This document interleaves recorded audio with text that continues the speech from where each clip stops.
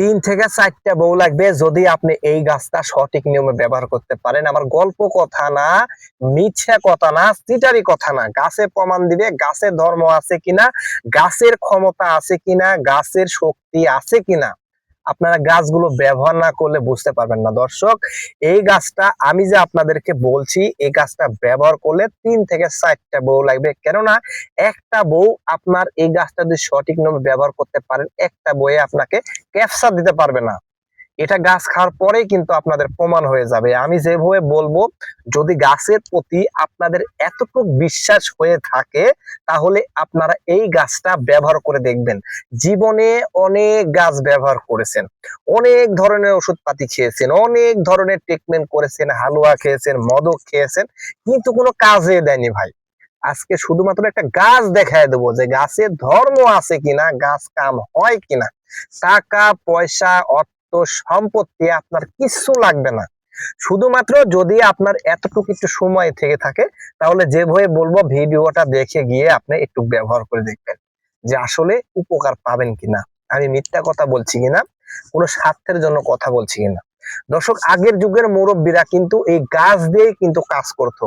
এই গাছের যে ক্ষমতা, তারা কিন্তু আগেকার মুরব্বীরা এই গাছ দিয়ে কিন্তু রোগ ভালো করতো, ওই গাছ দিয়ে কিন্তু কাজ করতো। আগে কিন্তু আমাদের এখনকার যুগের মতন এই যে হার্বাল, তারপরে আপনার ওয়ান টাইম ক্যাপসুল, মদক, হালুয়া, ফাইল এসব কিন্তু ছিল না। এসব করা নামই জানতো না।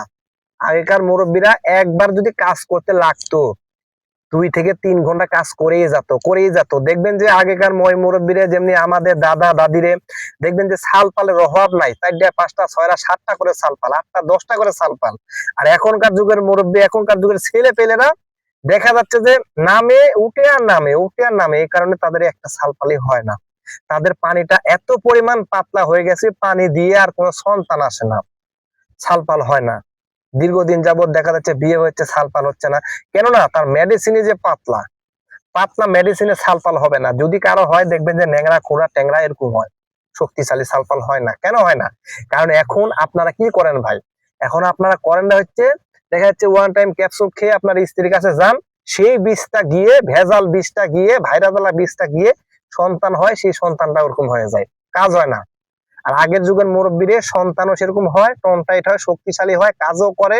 তারা আগে 2-3 মণ মাল ঘাট করে নিয়ে চলে যাচ্ছিল। আর এখনকার যুগের মানুষেরা 1.5 মণ থেকে বলে 5 কেজি মাল চাইতে পারে না। কেন পারে না? তাদের শরীর দুর্বল, ডায়াবেটিস, এই সমস্যা হয়ে থাকে। যাক, বেশি কথা বাড়াবো না, আপনাদেরকে গাছের কথাগুলো বলি। এই গাছটার নাম হচ্ছে বাংলা জিনছিন। বিভিন্ন নামে কিন্তু আপনারা বিভিন্ন নামে চিনে থাকেন এই গাছটা।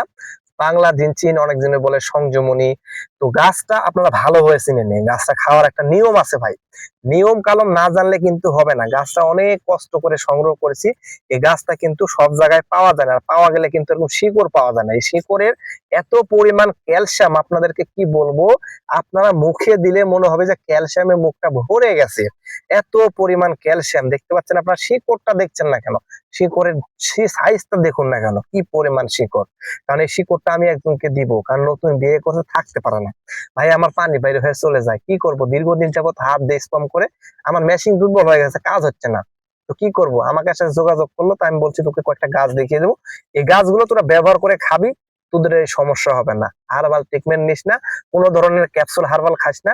এখন খেলে এখন তুই বুঝবি না, পরবর্তী বুঝবো, পরে আর দাঁড়াবে না, তখন সমস্যা হয়ে যাবে। গাছ খা, কোনো পার্শ্ব প্রতিক্রিয়া নাই, কোনো ক্ষতি নাই। দীর্ঘদিন যাবত তুই গাছ খাবো, যত খাবো তত পাওয়ার বাড়বি।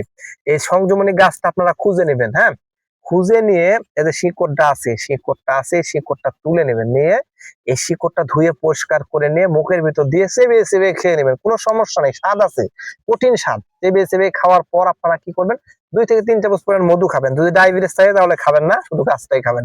এইভাবে যদি আপনি 10 থেকে 15 দিন খেতে পারেন, তাহলে আস্তে আস্তে আপনার শরীর যদি স্বাভাবিক দুর্বল হয়, তাহলে আপনি আস্তে আস্তে বুঝতে পারবেন যে আসলে গাছের কতটা পাওয়া। আর যদি আপনার শরীর একেবারে দুর্বল হয়ে থাকে, তাহলে 1 থেকে 1.5 মাস কন্টিনিউ আপনারা এই জিনিসটা খাবেন, তাহলে দেখতে পাবেন যে আসলে গাছের ধর্ম আছে কিনা, গাছের পাওয়ার আছে কিনা। ভাই, এত ক্ষমতা এই গাছটার, এত পাওয়ার, অন্য গাছ খেতেই হবে না, অন্য কোনো ভিডিও দেখতেই হবে না। যদি বিশ্বাস থাকে, এই গাছটা খেয়ে আপনারা দেখতে পারেন। ধন্যবাদ সবাইকে।